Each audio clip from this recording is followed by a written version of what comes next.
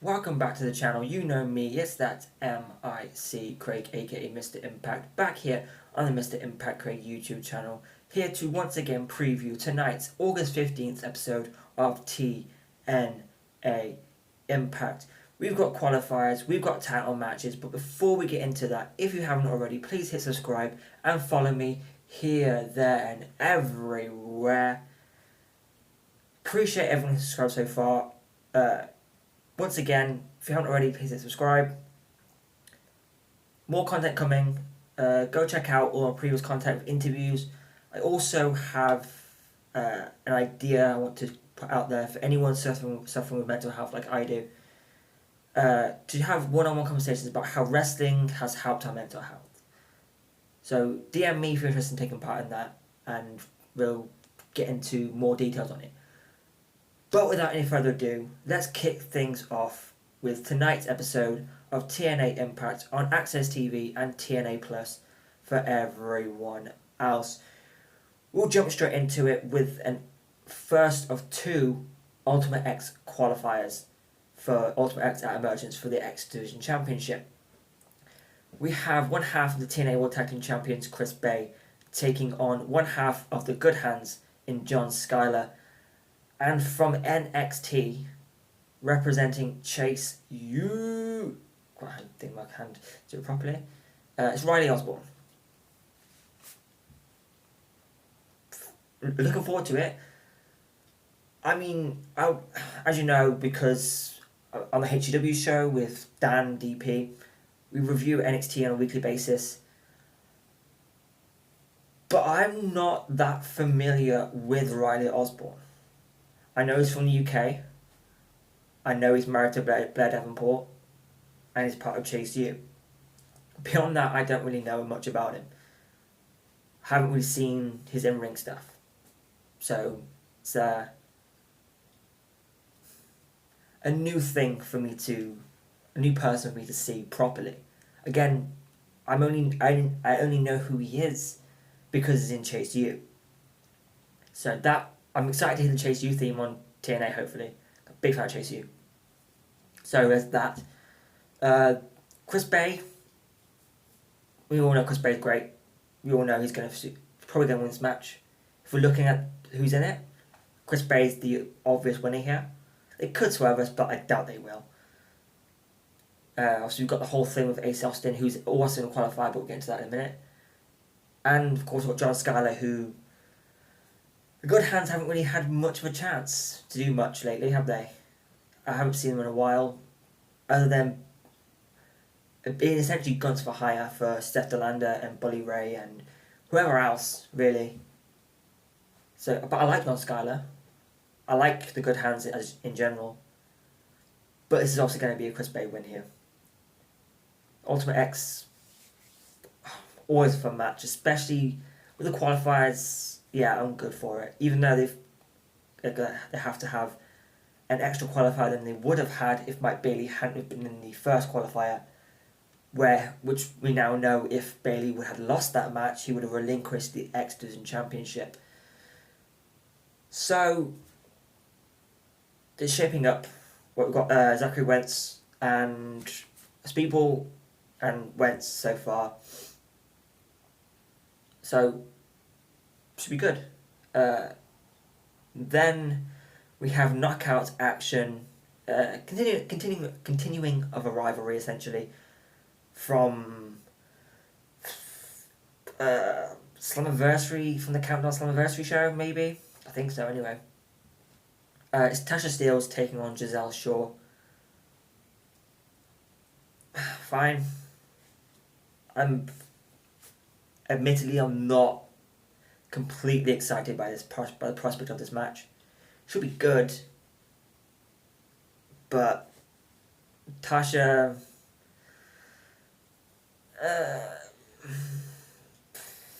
yeah, fine.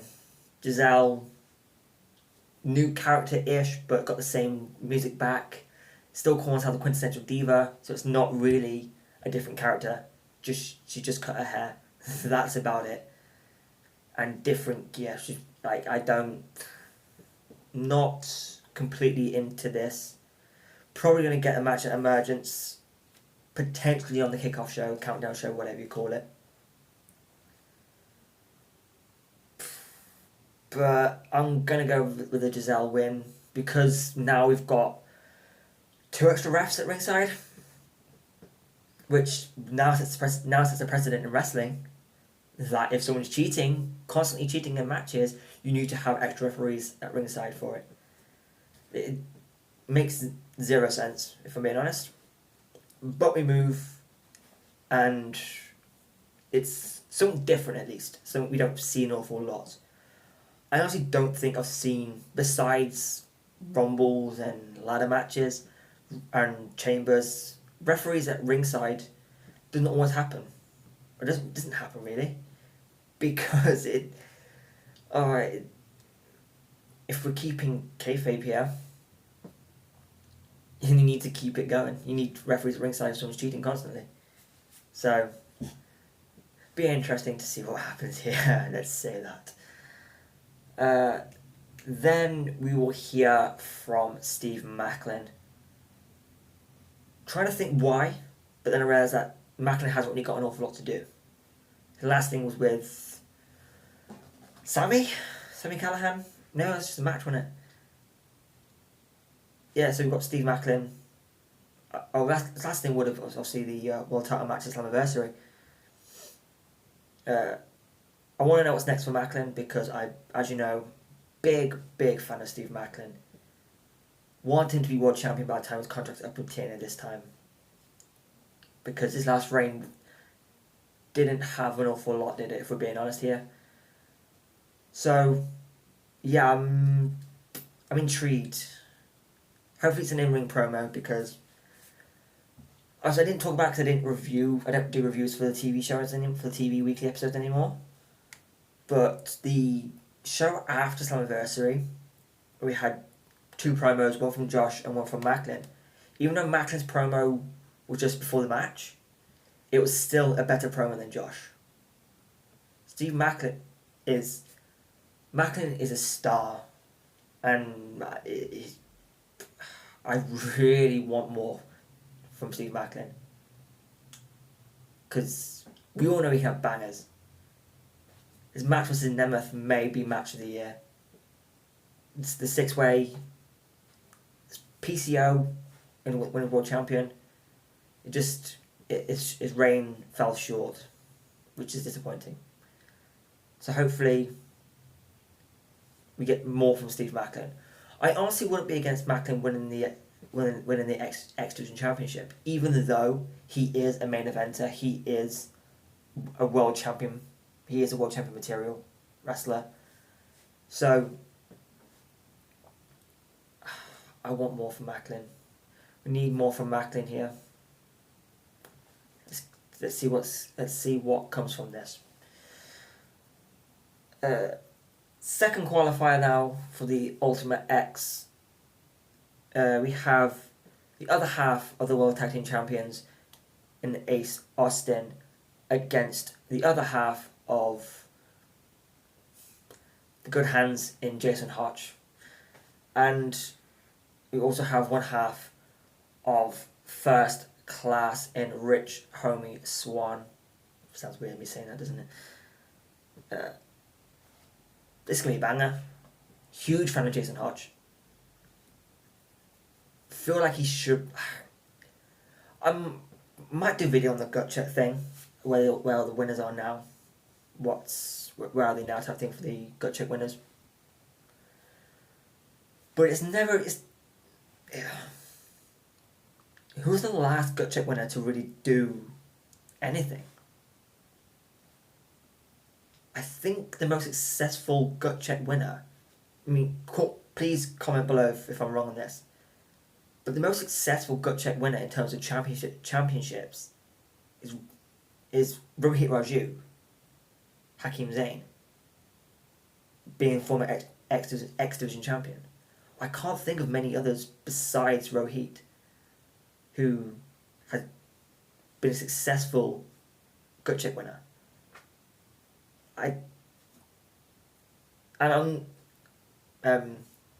This is also, we have Rockstar Spud, who's also a former champion, former X Division champion, but that was British Boot Camp, and even though if you look through the winners of gut check, they include the winners of British Boot Camp, but there's not an awful lot there. But again, please correct me if I'm wrong, but I can't think of anyone else who's really done bits as a winner of gut check, which is unfortunate, because it's a certain point where it's not going to work, or it can work. I don't see why Jason Hotch isn't getting much other than being a tag team who keep constantly losing. Yeah, they had title matches, but it's because they put a few wins together and they got a title match. It wasn't because they're being pushed because they're a decent tag team. It's because there was no one at that point to challenge them. And this is no disrespect to the Good Hands, because I'm a big fan of the Good Hands. But I could go through every winner, and there's not an awful lot that's happened to them. They haven't done anything, I need to put his name, Shogun, Jackson Stone, Shogun. He pops up every now and then. Jack Price, who won gut check the same time as Jason Hotch, 2 winners of gut check in Jack Price and Jason Hotch. I haven't seen Jack Price wrestle since, I want to say since the COVID tapings. What are we doing here? There's a certain point where you need to call it on gut check, because it's not working. You've got the 2 current winners who, that's up in the air now, because they were supposed to go to the Can-Am Dojo under Scott D'Amore, but now Scott D'Amore isn't working for the company. Can they still go there? Are TNA sorting something else out? Also, what's happening with this? Are they still in working relationship with OVW? What's we doing? What are we doing? It really frustrates me that you've got the 2 former winners from the UK in Mike D, who maybe is getting a match against Moose. They faced each other in Germany a few months ago, and Moose got the promo saying he wants to have a rematch in TNA. But you've got Harley Hudson as well, who, the last time I knew, she was saying goodbye on the UK scene. But anyway, tangent off. Against Rich Swann, Triple Threat, Ultimate X Qualifier, Ace Austin, Jason Hotch, Rich Swann. Ace Austin's going to win this one, and we'll get the dynamic of the ABC and the Ultimate X against each other. So, cool, fun. Then we have Mike Santana taking on Moose. Looking forward to it. Santana's a beast, Moose is a beast. We're going to get some shenanigans from the system, because it's Moose in the system. You can't really do anything else about that. And yeah. I'm reckoning we're going to get I think it'll be a Moose win via shenanigans from the system.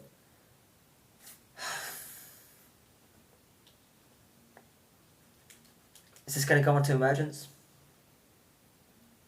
Or is Emergence where everyone gets their rematch from the system? Because we've got a lot to go. Got a lot happening. I will say, there's not a lot of, in TNA in general, there's not an awful lot of feuds other than title feuds. There's no real blood feuds. Haven't been enjoying it much recently. But I'm loyal. I'll stick with worse. Let's see how this goes. Santana Moose. Should be good. At least this is their feud.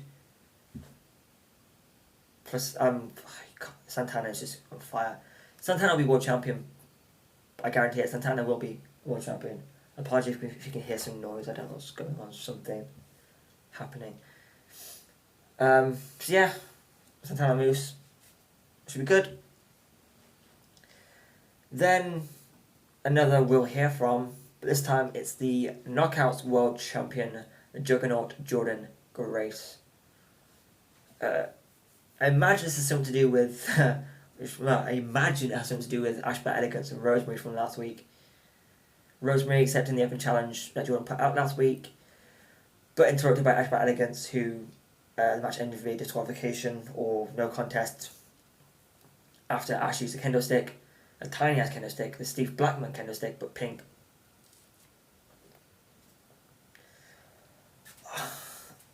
Send Ash to the back of the line, but again, the depth of this division is so frustrating that Ashbat Elegance is realistically the only one who can still challenge Jordan Grace. Rosemary accepted the open challenge, so that puts her into this picture. Cool.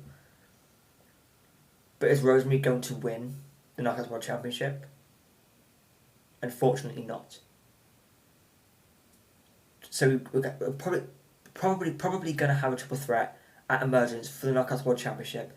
Jordan Grace taking on Ashbat Elegance, taking on Rosemary. Which Jordan Grace will win. And then who's next? This is the problem with this Knockouts division in general. It's not necessarily... I don't want to come across like an arsehole here, but...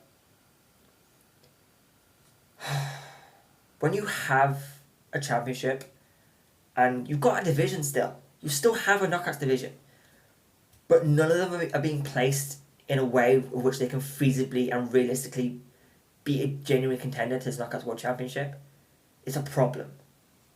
It is a problem. You've got, as I said, you've got Jordan Grace challenging. Jordan Grace issuing open challenges because there is no one else. There is nobody who can challenge her. When you find a challenger, they're going to lose because they're not being built enough to realistically and feasibly beat Jordan Grace. It just doesn't happen, does it? Then you've got Rosemary, who's been out of the picture for so long. On different things.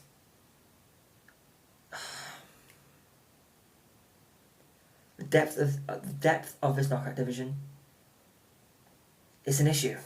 I went on a whole tangent about it last week. It needs more people in this division. Or just build people. Just build them. I don't know what's happening here, and it's frustrating.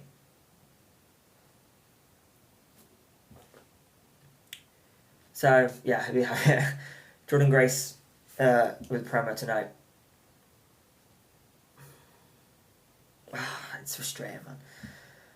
Then to our main event of the evening. For the TNA World Championship. It's Nic Nemeth, the wanted man, defending against the former TNA World Champion, the longest reigning TNA World Champion. In the walking weapon, Josh Alexander, of course, the new walking weapon. Before getting to this match, I tweeted about it, but I want to put it on here. Last week when Josh cut that promo as to why he did it, finally, which is great, by the way. I love that. He didn't give an explanation straight off the bat. But it did at the last episode. Why were the fans chanting "You sold out"? How did Josh sell out? I always say a good heel turn is when you can understand why the person did it. And you can understand why Josh did this. He's pissed off with Joe Hendry. I'm not clapping, by the way. My belief for Joe Hendry is wavering, but that's a whole other episode. He didn't sell out when he turned on Joe Hendry. What he did wasn't technically illegal in wrestling. It was a multi-person match, so there are no rules.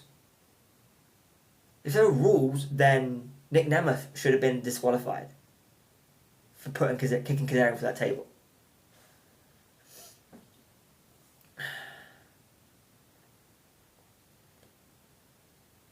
if anything, Joe Hendry's the one selling out. If you don't expect Joe Hendry to go to NXT, then what's happening? What's happening? Joe Hendry, if I've got my dates right, just a little bit after Bound for Glory, Joe Hendry's contract's up with TNA. Because unless I'm mistaken, he's on a 3-year deal with TNA.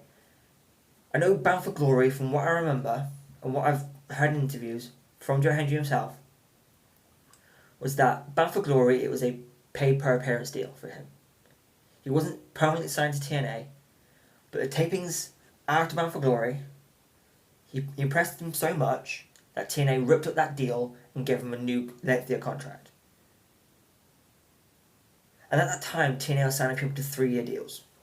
Maybe, again, because with Josh, there was an option for an extra year in his contract. So maybe that's the case. But Joe Hendry is going to NXT. He's going to the WWE. It's inevitable.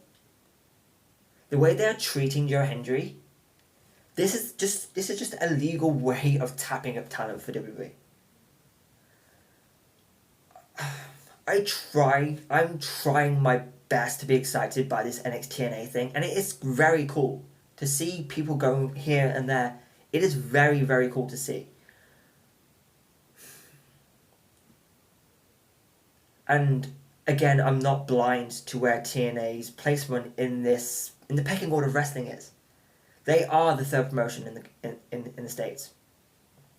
Maybe number 2, 3. Again, maybe third here now. AEW going to Wembley, coming over from Cardiff. Yes, by the way, those tickets are way too expensive for that venue. It's not a big venue, but it's way too expensive for it. And for Wembley, the seats are shit.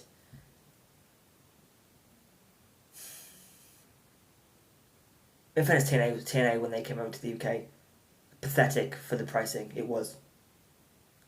For what you're getting, I paid.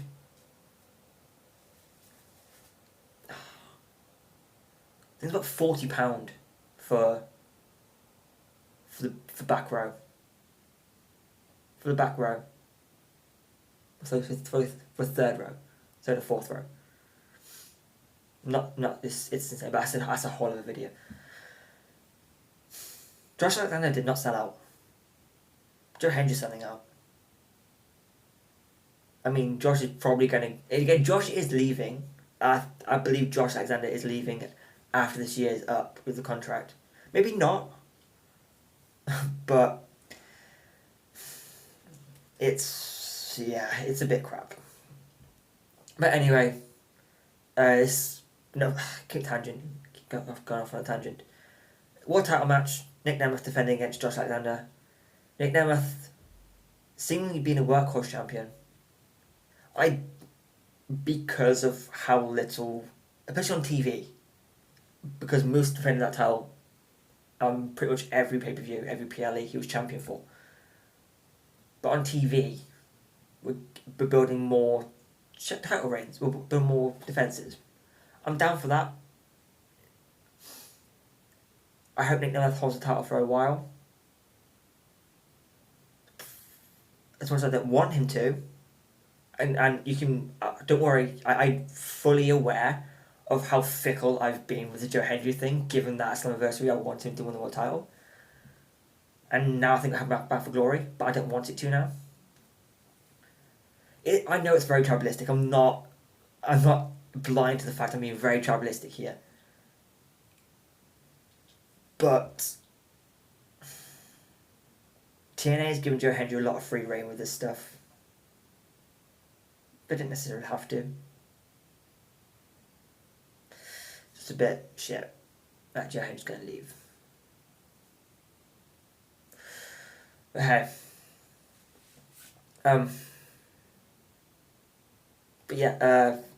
But anyway, Josh Alexander, Nic Nemeth for the TNA World Championship. Nic Nemeth's going to win. Keep this title reign going. Then